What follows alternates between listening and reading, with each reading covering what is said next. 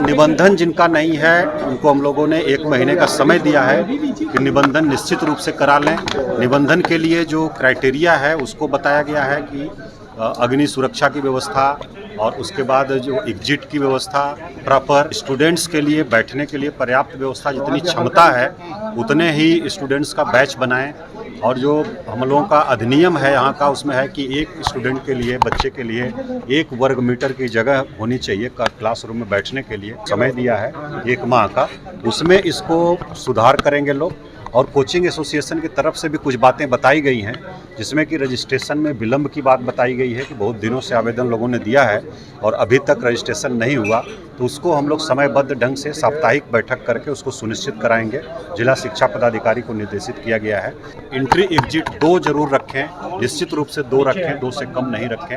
Basement में किसी प्रकार का कोचिंग संस्थान नहीं चले, कोई लाइब्रेरी वगैरह नहीं चले, ये भी बताया गया है, लोगों को बोला गया है। निरंतर जांच होती रहेगी और जो नहीं अनुपालन करेंगे, हम लोगों की जो निर्धारित समय सीमा है, तो नियमानुसार जो कार्रवाई है उसको हम लोग करेंगे। नमस्कार, स्वागत है आपका लाइव बिहार में। मैं हूं आपके साथ है संजीव सिंह। देखिए, दिल्ली में छात्र हादसा के बाद बिहार सरकार फुल एक्शन में है। आज पटना के जो डीएम है चंद्रशेखर सिंह, उन्होंने तमाम कोचिंग संचालक के साथ एक बड़ी बैठक की और बैठक के बाद पटना के जो डीएम है उन्होंने साफ निर्देश दे दिए हैं।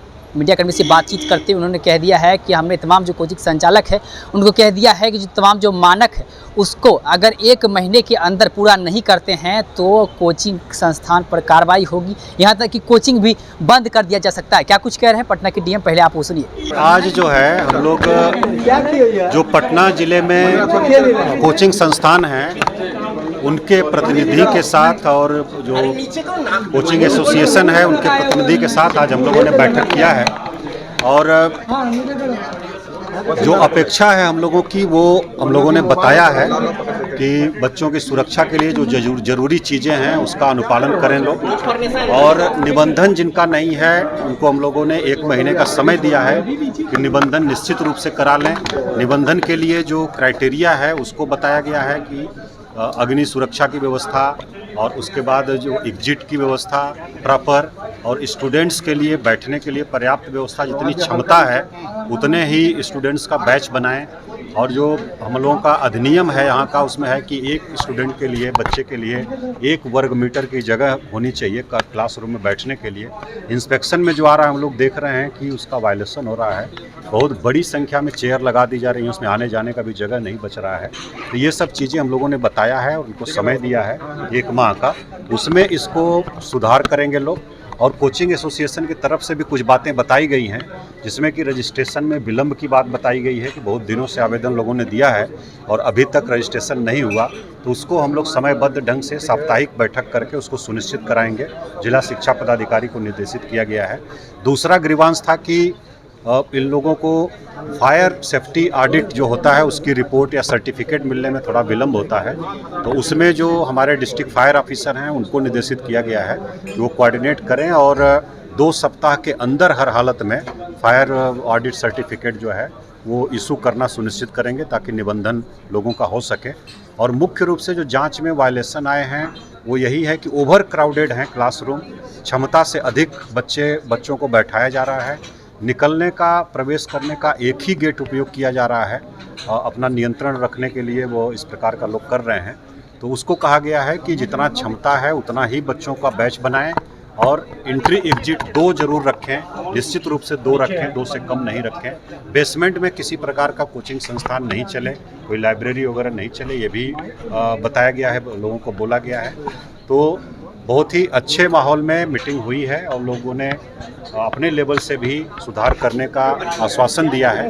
और 1 माह का हम लोग समय दिए हैं और जांच ये जारी रहेगी और इस 1 माह में अनुपालन भी सुनिश्चित लोग कराएंगे। रजिस्ट्रेशन को लेकर क्या है? रजिस्टर्ड हैं सारे और ये खास करके खान सर के कुछ नहीं, ये रजिस्ट्रेशन का समय हम लोगों ने दिया है 1 महीने का, क्योंकि लोग बताए कि बड़ी संख्या में आवेदन दिए हैं जिला शिक्षा पदाधिकारी कार्यालय में, जो बहुत दिनों से लंबित है। और दूसरा कुछ नया जो देना चाह रहे हैं लोग, उसमें उनको फायर ऑडिट सर्टिफिकेट नहीं मिल पा रही है, कुछ और रिपोर्ट सर्टिफिकेट नहीं मिल पा रही है, तो वो सब का समाधान करते हुए 1 महीने का समय दिया गया है कि निबंधन 100% लोग जरूर करा लेंगे।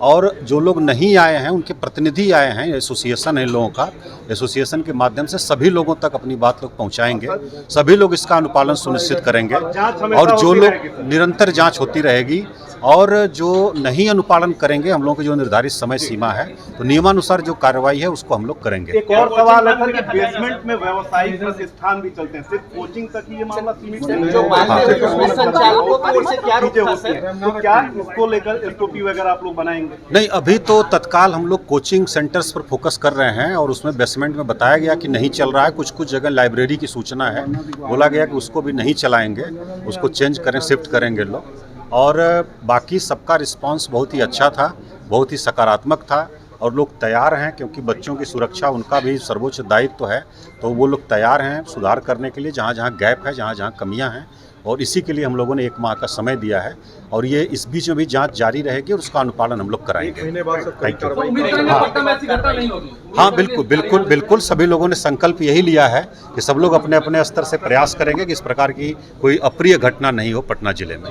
Thank you so much. तो आपने सुना कि साफ तौर पे पटना के डीएम ये कहते हुए नजर आ रहे हैं कि तमाम जो कोचिंग संचालक थे उनको हमने बुलाई है और तमाम जो प्रक्रिया है उनके बारे में बताई है, क्या क्या मानक होना चाहिए, क्या क्या मापदंड होना चाहिए, उनके बारे में मैंने उसे बताया है कि तमाम जो कोचिंग संचालक है वो किस तरह से कोचिंग का संचालन करे, क्या क्या व्यवस्थाएं होनी चाहिए, तमाम मसले को लेकर के हमने बातचीत की है। अगर 1 महीने के अंदर ये सभी लोग अपने मानक को पूरा नहीं करते हैं तो इस पर कार्रवाई होगी। पटना के डीएम क्या कुछ कर रहे थे हमारे मीडियाकर्मी से बातचीत करते हुए वो आप सुन रहे थे। आप भी अपनी राय प्रतिक्रिया कमेंट बॉक्स के माध्यम दे सकते हैं। आप देख रहे थे लाइव बिहार। बहुत बहुत धन्यवाद।